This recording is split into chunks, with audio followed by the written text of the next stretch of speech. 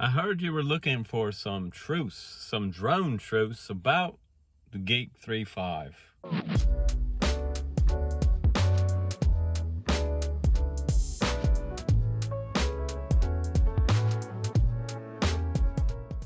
We're at the field, guys. We're going to do a flight test with the Geek-35. This is the CF edition, 6S and 4S available. It's around $300 with Cadex Vista and a Polar DJI camera up there. So it's nice that you can also get an analog. So I'm expecting the analog is around 200 to 250. I'll try to get those prices and put them in the link for you. And I'm gonna run mine today with a Flywood GP9 up front because I feel like I'll get the best performance out of it. If you put a GoPro in here, which you can, you're probably gonna get a little less flight time out of it. But I'm gonna see what I get today with a 1300 on here. We're gonna fly with a 6S 1300 pack. I'm gonna run my trusty power cable on my GP9 right straight to that battery lead. So that'll be nice. I can power it straight off 6S, which is super cool about the GP9. Anywhere from like, I believe 2S all the way up to 6S. This thing is quite nice. So today I'm not running my polarizer either because guess what? It's like super smoky outside, and even though it's a little overcast looking, I'm gonna still show you some onboard footage and some DVR as always, and give you some more drone truths about this one in comparison to its biggest nemesis, the Geprc Cinewhoop 35. Not the AVATA by any means, because this is definitely a different class. It doesn't have GPS return to home and all those little toddler type of modes on there. This one is a pure FPV machine. So without further ado, let's go out and fly some proper FPV. Here we go.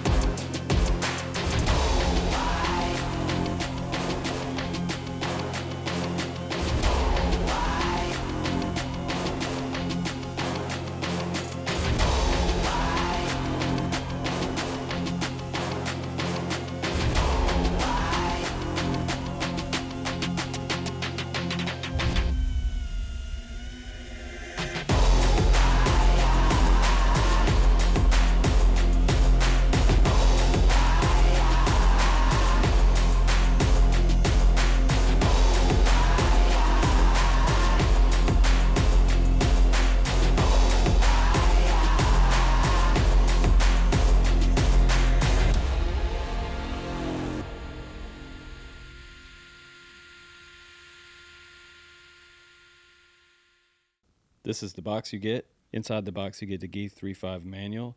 You get some foam bumpers for the outside prop guards. You also get a TPU mount in the back for your Model T antenna for your TBS Crossfire Nano, as well as some hardware for mounting your GoPro. Now this is the quad itself. It does look super sleek, and you can see how low and how thin those prop guards are if it sits on the ground. It is super low with that inverted motor design and actually a pretty beastie top plate. This Cinewhoop also has 138mm carbon fiber wheelbase from motor to motor. It has inverted 2004 1800 kV AIKON motors, individual replaceable carbon fiber prop guards. The flight controller on here does run Betaflight, and it's a performance AIO flight controller. It is an F7, and it also has 60 amp ESCs on board running 6S.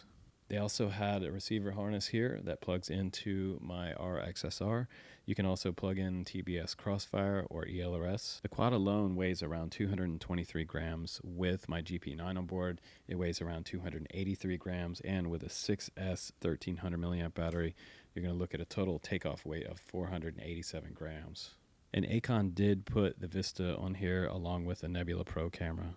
And I gotta say, I think the side profile here and the low profile design of the frame and how low the prop guards sit to the ground, I think it's a really cool low profile design. It's almost like one of the first lowrider style designs that I've seen for this size Cinewhoop with 3.5-inch props.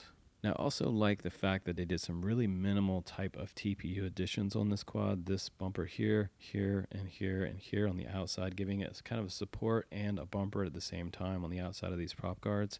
In the center, we have a carbon plate here for the bounce plate. This is typically where we put some 3M, some extra foam. I recommend putting it right over top of here, as well as the TPU feet that stick out about 6 millimeters from that carbon center plate right there. I think that's kind of cool. So when you're landing on a hard surface, that works out pretty well. If you land in the grass, you're going to have the motors go straight into the grass. So it's not quite as tall as some of the other 3.5-inch Cinewhoop landing feet, but it does have it nice and low to the ground, and it makes a nice low profile look for this Cinewhoop. For the camera mount for the Nebula Pro, they decided to do injection molded plastic up here in the front instead of doing a TPU type of mount. This is a little more sturdy, gives a little more rigidity to it, and it will be just as durable, most likely, but it's not going to bend and kind of be deformed over time as TPU does. Over time, TPU will start to deform. It's probably a good idea that they went ahead and spent the extra money to have it manufactured and injection molded. Now on the back of this quad, they have sort of a medium-sized antenna. It's not a stubby and it's not a super long-range antenna. In the center of the quad is where the battery goes, and it's a 6S 1300 that we ran today. It's dead center, so that helped out with keeping the CG centered in the Cinewhoop and able to do super tight flips and rolls. So some final drone truths about this AIKON Geek-35CF edition. This is the 6S 1800 motor series. 2004 1800 kV, and I have to say the tune is about 90% perfect on here. The other 10% of the time, a drone truth, it does kick out on a real hard yaw snap at high speed. That means going flat and straight and then just snapping around on that 180 axis, on the horizontal axis. Sometimes I got a kickback from the flight controller, and a kickback's when it just kind of wobbles like this a little bit and recorrects itself, and that may be due to a little bit high gain on the flight controller for the PID settings. If you turn down the PID numbers, say 5 to 10 at a time, and just test them and go down a little bit, I believe without even looking at this that these numbers on this flight controller are a little bit high. So and that's typical. If you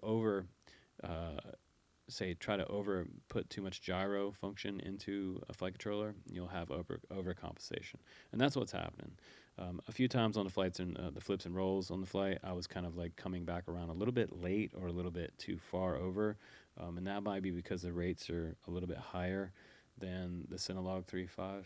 So in comparison, like this tune on here is just a little bit more nimble and flippy dippy, so to speak. So it's a little more for like an experienced pilot tune on here. I wouldn't say it's super user newbie friendly for a brand new pilot. If you're already flying Cinewhoops and you've already have a Cinewhoop 35 and you just want to add this onto your collection because you like the way it looks, I love the way it looks. I think the aesthetics, it actually looks better than Geprc. Am I right? I think it does.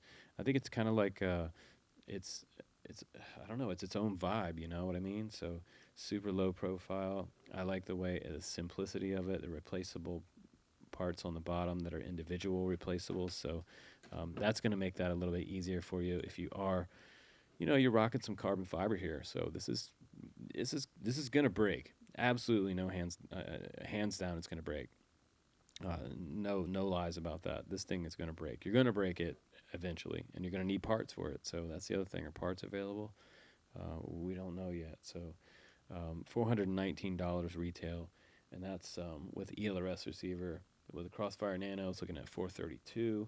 And then without a receiver, you're looking at $409. So originally I thought it was around 300, but I was wrong about that. Okay, sorry about that, but it is around 400. So it seems like the nicer they look, the more they cost. And I think you guys have to kind of be sober about making your purchases. AIKON is a brand new company. I haven't flown anything from them before, so my first initial impression is that it's good. The flight controller, we're going to find out over a couple months' time and user feedback, pilot feedback, if these flight controllers hold up, if they're burning out on the first time people plug them in. Flywoo, when they first came out, they came out with a really high-quality looking designs, and now they're kind of like a staple, kind of like Geprc is. But it took Flywoo some time to get their flight controllers and the ESCs worked out to where their quality control was up to par for the community. So we had a lot of guys complaining about the Explorer LR, if you remember, like a couple years ago. But now, here we are with AIKON. And where do they come from? I don't know.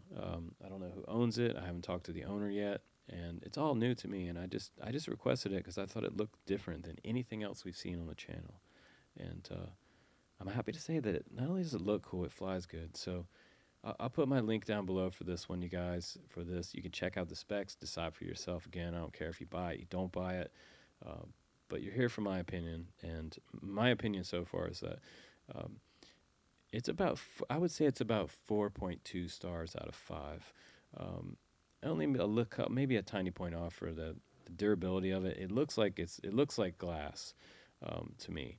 With a 6S 1300 on here, if you really hit the grass hard, you're probably going to break some prop guards. But these things do break. Do I think it's going to be tougher than the AVATA? Yeah, it's going to be tougher than the AVATA, absolutely. Is it going to fly and flip and roll and do freestyle better than the AVATA? Hands down, absolutely. It will smash the AVATA. So, I mean, I don't even need to compare it to the AVATA. You guys know. You guys watch my channel. You know what's up. I think, and again, I think it flies the best with the GP9 on here. GP9 or GP10 for Flywoo. Put that on there. Forget about putting a GoPro on here if you want to freestyle. If you want to freestyle, forget it. Just take all the cameras off and freestyle and have fun with it. If you want to do filming, put a GoPro 10 on here and just do some straight ahead cinema stuff. If you're a guy that's like getting into real estate, fly-throughs, you want to put this in stability mode. The good thing about this is that this one can freestyle and cinema. So that's great news. You can put this in stability mode, and you could probably use this in a SWAT team to clear a house. You can fly super slow and controlled, and I have to tell you, it's quieter. It's quieter than most of the other Cinewhoops out there because there's not a lot of frame around this quad. So that's the really great thing. And for interior shots, if you're doing indoor shots, indoor cinema, these inverted motors, they do great indoors. You've already got your prop guards. You're ready to go make your cinema videos. So this will gap, and it will fly cinema, and it will freestyle, but not perfect freestyle.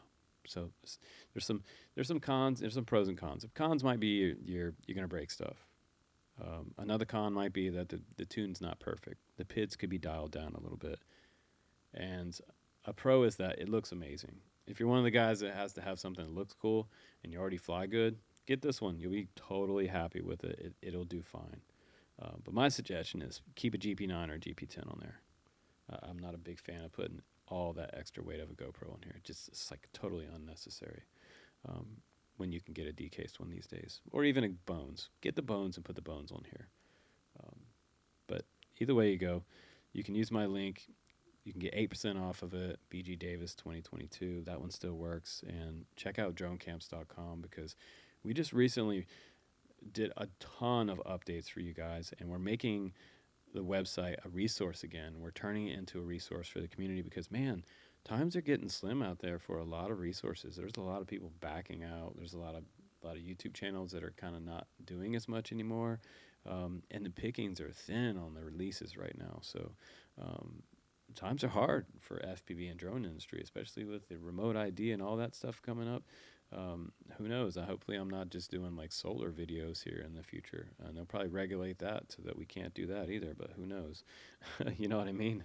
You start having some fun and somebody figures out you get something for free. No free fun allowed, right? So you got to pay for your fun, all right? you Americans. So unfortunately, it seems to be the way of the world. But yeah, guys, you can help me out if you decide to grab one. If you don't, I appreciate the comments and the likes and the subscribe on the channel too. That's cool. So I appreciate you. And guys, take care. Happy FPV. And fly all you can right now too, guys, because winter is coming. So those cold days are coming up, and we're going to have less sunny days coming up soon. So get out there and fly some FPV. Let me know how you guys are doing out there and what you're flying. Take care, guys. I'm Justin Davis. I'll see you on the next one.